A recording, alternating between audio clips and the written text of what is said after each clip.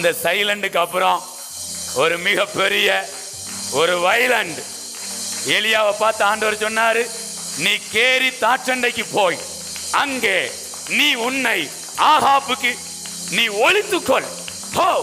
நான் காலங்களுக்கு கட்டளை இடுவேன், அது உனக்கு இறைச்சியையும் அப்பத்தையும் கொண்டு வரும். ஆற்று தண்ணீரை உன் தாகத்துக்கு நீ குடிப்பாய். நான் சொல்றேங்க, நீங்க ஒளிந்து இருக்கிற மாதிரி இருந்தாலும் உங்களுக்கான தண்ணிக்கோ உங்களுக்கான மாம்சத்துக்கோ உங்களுக்கான அப்பத்துக்கோ ஒரு குறைவுமே இருக்காது. இது வரைக்கும் நீங்க வெளியில வந்து வந்து நிறைய காரியங்களை செஞ்சிருப்பீங்க. அதை விட பலமான காரியங்களை இதுவரை பார்த்திராதத நீங்க வெளியில நிறைய போய் செஞ்சதை விட இந்த ஒரு வருடம் நீங்க ஒளிந்திருந்து பெற்றுக்கொள்வது, நீங்க ஒளிந்திருந்து அனுபவிப்பது மிக அதிகமாக இருக்கும். நல்ல தேவ பிரசன்னத்துல, தேவ மகிமையில, ஆவியின் நிறைவுக்குள்ள நீங்க உங்களை ஒளித்து வைத்துக் கொள்ளுங்க. நல்லபடி தனியா வந்தீங்கன்னா முழங்கால போட்டு உங்களுக்கு ஒரு கூடாரத்தை நீங்களே போடணும். அப்படி ஒரு பாடல் வரி அப்படி ஒரு லைன் பாடிட்டீங்கனாலே உங்க மேல ஒரு கூடாரம் என்ன செய்யும், அப்படி விழும். பிரைஸ் காட். நான் இன்னும் நல்லா சொல்ல போறேங்க. இந்த கூடாரம் அப்படிங்கிறதுக்கு ஒரு வார்த்தை சொல்றேன். ஒன்று, நீதியின் சூரியனின் செட்டைகளின் கீழ் ஆரோக்கியம் இருக்கும். அப்படியே விரிங்கலாம் கைய.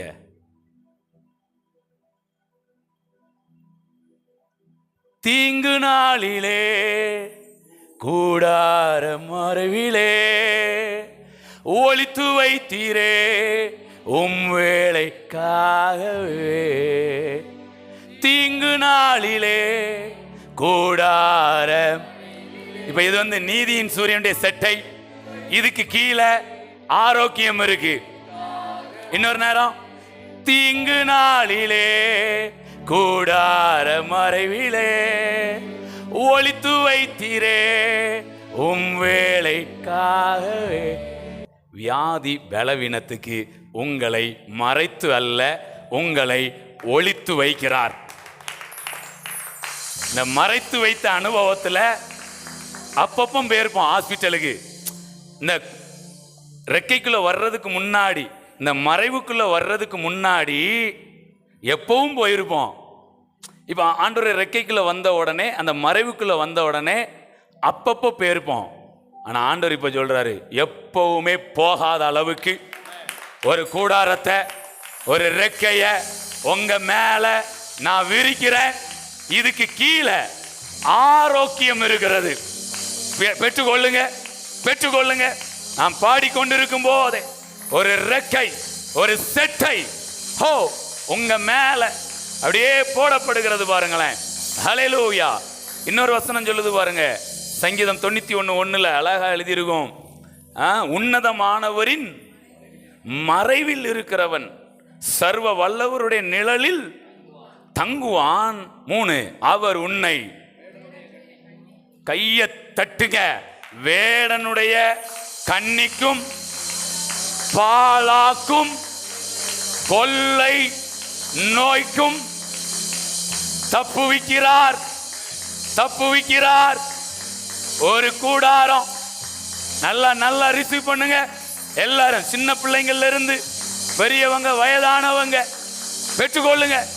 ஒரு செட்டை உங்க மேல விரிக்கப்படுகிறது. அடுத்து பாருங்க, அவர் தமது சிறகுகளாலே உன்னை. ஒரு மகிமை, ஒரு குளோரி நான் ஃபீல் பண்றேன்.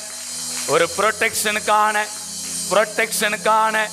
ஒரு குளோரி அப்படியே வந்து அப்படியே ஆவில, அப்படியே கண்களை மூடி அப்படியே ஆவில அவருடைய சிறகுகளால் நீங்கள் மூடப்படுகிறீர்கள், மூடப்படுகிறீர்கள், மூடப்படுகிறீர்கள். ஆவில அப்படியே ரிசீவ் பண்ணுங்க. ஆமா, எப்பவும் போயிட்டு இருந்த நாம அப்பப்போ போற இடத்துக்கு வந்தோம். இனிமே எப்பவுமே போகாத இடத்துக்கு இந்த குளோரி, இந்த குளோரி உங்களை நிரப்புது. அவர் தமது சிறகுகளாலே உன்னை மூடுவார். ஓ எஸ் எஸ். ஒரு கோழி ஒரு ஆபத்து வரும்போது, கழுகு வரும்போதோ இல்ல அக்கினி வரும்போதோ, தன்னுடைய சிறகுகளை எப்படி உயர்த்தி தன் குஞ்சுகளை கூட்டி சேர்த்து கொண்டு அணைத்து கொள்ளுமோ, அதை போல இப்பொழுது அவருடைய சிறகுகளாலே நீங்கள் மூடப்படுகிறீர்கள். நீங்களும் உடைய குடும்பமும் அப்படியே மூடப்படுகிறீர்கள். ஓ ஹalleluya.